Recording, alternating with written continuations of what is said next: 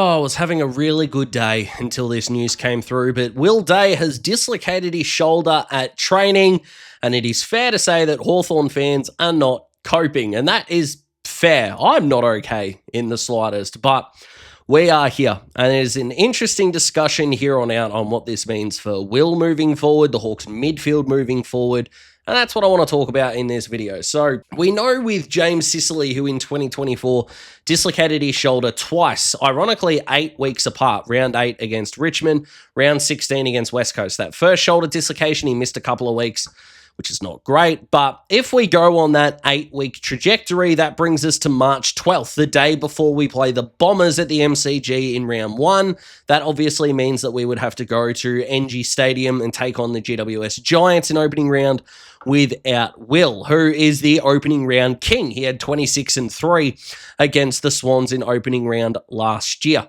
Now, we did beat the Giants last year, of course, without him in a final, so it definitely doesn't mean that that game is in a lot of jeopardy if he was to miss that, of course. We have no idea on his timeline for return, but just to give you an idea of what could happen in that regard, that is the way that it could work with an 8-week layoff. If he does get surgery on it, I have no idea about the acceleration or deacceleration from it. Now, the conversations that are coming through with Hawthorn fans is going to be, well, is that it? We've played 5 finals now without him. This was going to be, in the eyes of a lot of people, a make or break year. This news without getting another midfielder in, whether you wanted Zach Merritt in or not, but the Bailey Humphrey deal didn't go through. It looks like guys like Zach Butters and Sam Walsh are going to be at the top of the acquisition list at the end of this year, but that doesn't do a whole lot for us in the 2026 space. So it, again, is going to come down to those guys in the middle that we already know. You know, Connor Nash is going to be around there at this point. Weddle, McDonald, Moore, Watson, McKenzie. That's a lot of guys that are going to be around the straps. Josh Ward is probably the one that a lot of Hawthorn fans are either predicting or hoping can take a step towards being an A-grade midfielder.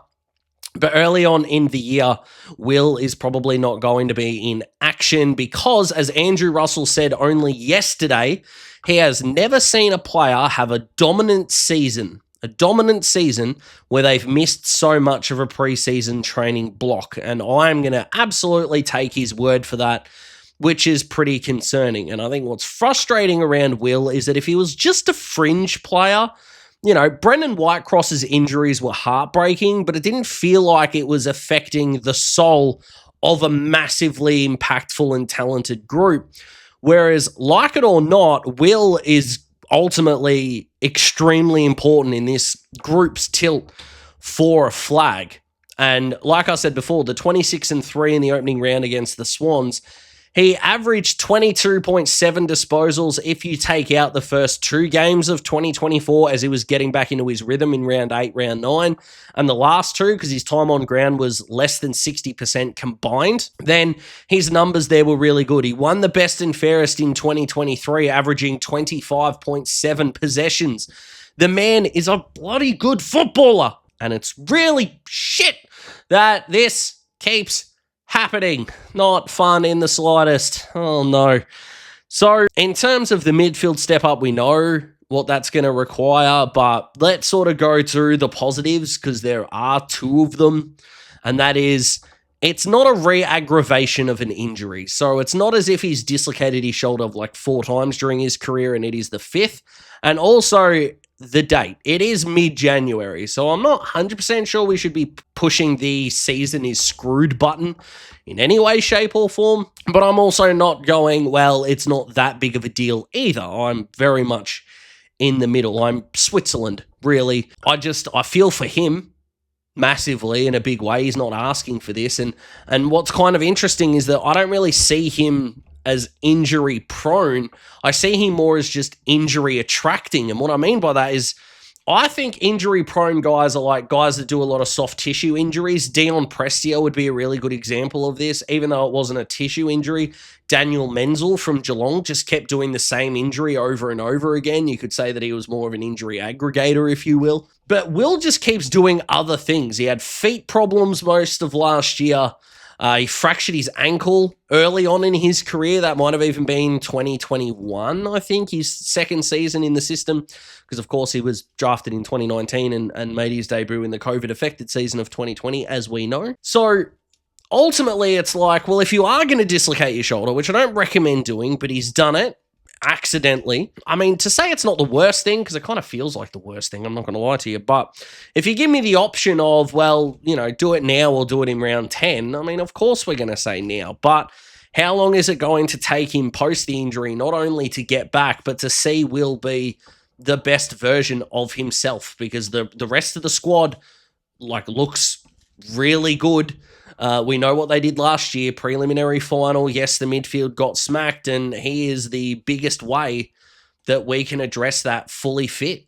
And right now, I think we're all feeling pretty down about it and not particularly happy, and fingers crossed his recovery can go well. I will say, in terms of the fan response, one of the interesting things that I've seen, apart from just, oh, we should like delist him or cut him, something, you know, stupid, angry responses, someone did bring up on Twitter, and if I can re-find the tweet, I'll put it up. If I can't re-find it, I apologize to the person that posted it. But they did make a good point around Port Adelaide are going to match a contractual free agency bid and will force a trade.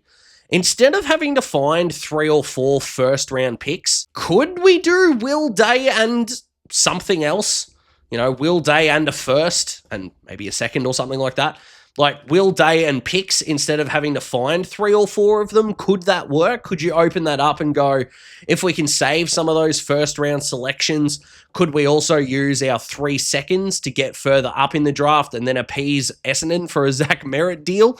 Like, I really did like the logistics of that in terms of, now, I'm not saying emotionally that's what I want to be thinking about right now, but who knows? His trade value would be reasonably low at this point, but this isn't when trade period is. At this point, we want Will to be safe. We want him to be okay, and we want him dominating at the Hawks for years to come. But I do like, instead of just the, well, we don't need him anymore, I think that is as good as a, we might be in trouble long-term with him health-wise, that I've seen, so I wanted to throw it out there as well. But ultimately, this sucks. 2026 can go eat a big one at this point, and fingers crossed we can see Will back on the park as quickly as possible. So, yeah, subscribe to watch more of my logistical crash outs, I suppose is the point of this video. Thanks for watching. I'll see you in the next one. Goodbye.